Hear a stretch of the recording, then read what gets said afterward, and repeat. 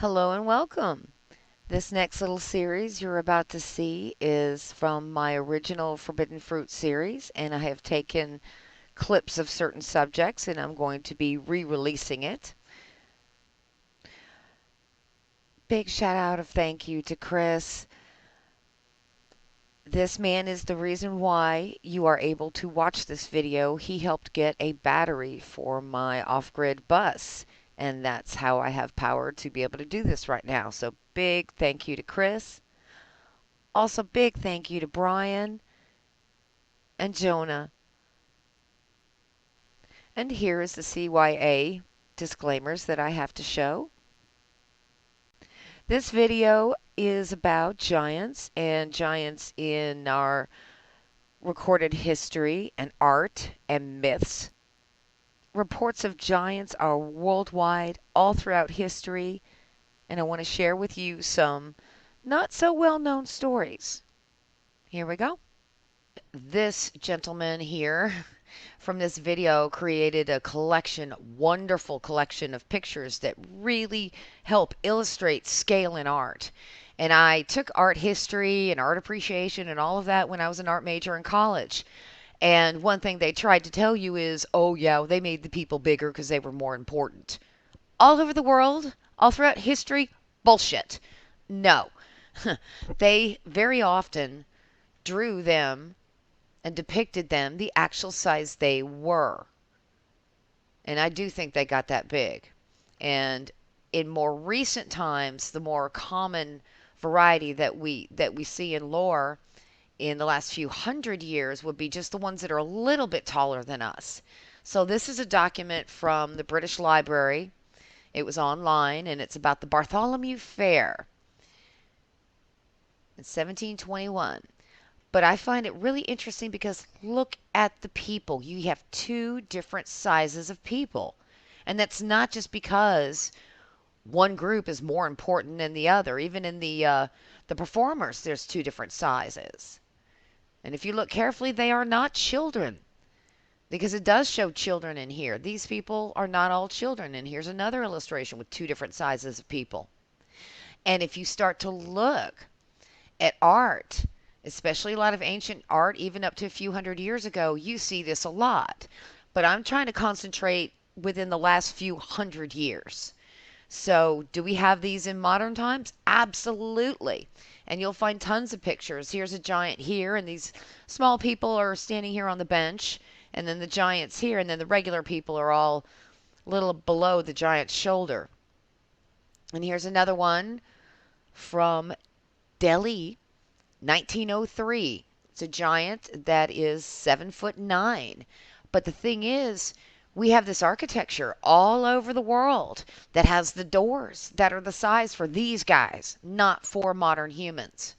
And then I came across this. And this supposedly was like smuggled off of WikiLeaks or something. I don't remember where in the hell I picked it up. This does not look fake to me. And it's the only video evidence I've ever come across that is just, wow. That's pretty impressive. And if it's fake, it's a damn good fake. They're going to show a little bit more of him here.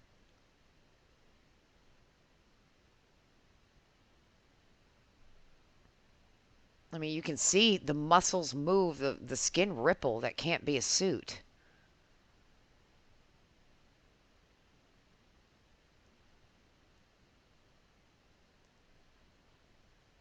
It's just unbelievable. And again, it's all over the world in different art. You see two different size of humans. And according to the mythology, some giants got mountain sized, like miles high. And if back in the previous ages before what I think Noah's flood was, I think they were that big. I think that's when we had those huge creatures all over the place. But you see all the different sizes in Egyptian art, all the different sizes of people.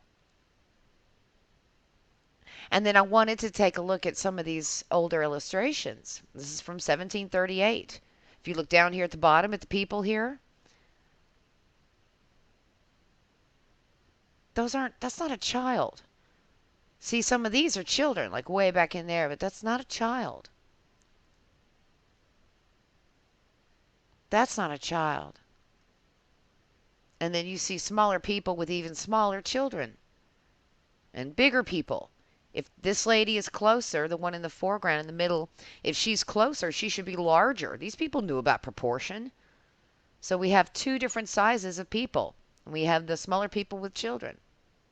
So no, they're not all children. These guys carrying guns, I don't think these guys are kids. And people right behind them, no, those are not children. They're two different sizes of people. And you'll see this a lot. Here's another illustration. And I like this one because it totally kicks the whole it's a child out of the water because she's got boobies. See? That's not a child. And just the outfits they wear and all that. Here's another one. Don't remember what year this one's from, but of course it looks like the 1700s. But you see these two little characters down the bottom, middle. This guy's got a beard. The little one on the left, he's got a beard. It's not a child. These are not children. They are two different sized humans. So I think, okay, if you believe in anything in the Bible, you hear about the Nephilim and men of renown and so on, and huge appetites and all that. Well, do we have any mythology in North America of giants? And the crazy thing is, we do. We've got John Henry. Okay, supposedly he died in a race against a steam-powered drilling machine. So we've got the symbolism, and there's one more that's got the same symbolism of this person dying because of machinery or being replaced by machines. And he supposedly, let's see, what is he responsible for? Tunnels, all sorts of things. Let's see. Big Ben Tunnel, Lewis Tunnel, mountain tunnels, all that. So, I have a feeling these could be not one specific person. It could be one specific person, yes, but also a group of people, a race of people. But then there's this guy, Alfred Bulltop Stormalong, and I think he supposedly died racing a tugboat or something like that. Yep, died in transatlantic race with a steamboat. And then taken up into the sky. Isn't that interesting? And then we got Paul Bunyan. Okay. And he's what? Let's see, he's responsible for supposedly logging the Dakotas, creating the 10,000 lakes of Minnesota by his footprints. Look at that lake. It looks just like a damn footprint. That's incredible. He was responsible supposedly for the Grand Canyon too, which when I look at any of the anything ancient in the world, I look at what the local myths are about it. Like, what do the natives say about it? What do the locals say about it? Because the English or Western culture will come into an area, kill everybody, and then say, okay, this is what your history is. So I don't believe our version of it, our official version of it. Okay, and I'm going to bring this up again in a little bit. So supposedly, Paul Bunyan made Mount Hood by piling rocks over his campfire. Created Puget Sound, which is a waterway. Created the Black Hills, which I think some of these are very large, petrified.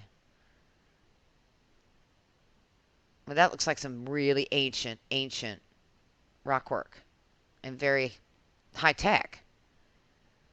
Okay. And then here's a myth I came across.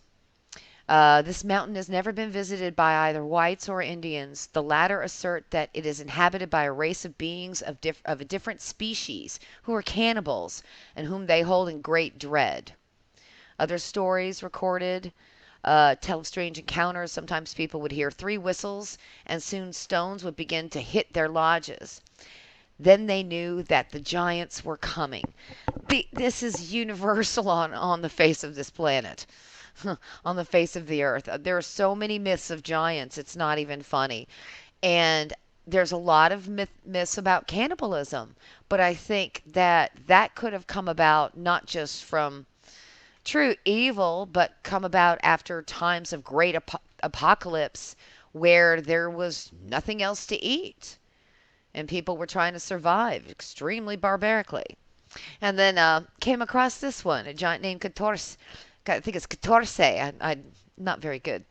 Um, Always does things in 14s. I find interesting. Worked for a rich man, chopping huge quantities of wood. A giant blacksmith makes him a giant axe, and he kills a giant serpent with 7 heads. Another man claims the deed, but Catorce exhibits the fangs. He marries the king's daughter. And I do a search for it, and I find that Rio de Catorce is a wealthy silver mining town, or was a wealthy silver mining town. And in Mexico, you can walk, hike, mountain biking, ride horses, go camping, or take peyote with a shaman. I think this might be one of my next vacation destinations. The place looks ancient, ancient, and just gorgeous. Unbelievable. And even like an old style amphitheater, looks like almost a Roman amphitheater, which a lot of these high tech old structures have amphitheaters and bells and organs, and they're always connected to something. But this little town looks really, really awesome. I may have to go there. Well, thanks for hanging out and sharing this time with me. I hope you enjoyed it. Leave a comment. Let me know what you think. I love comments, and if you'd like to shoot me an email, or if you're able to help support my work, my email address is right there on the screen. And if I don't respond to your email, leave a comment. Let me know. It might have gotten caught in spam folder or something like that. But anyhow, like, share, subscribe. Other than that, I hope you guys take care, stay healthy, and y'all come back now, you hear? Bye.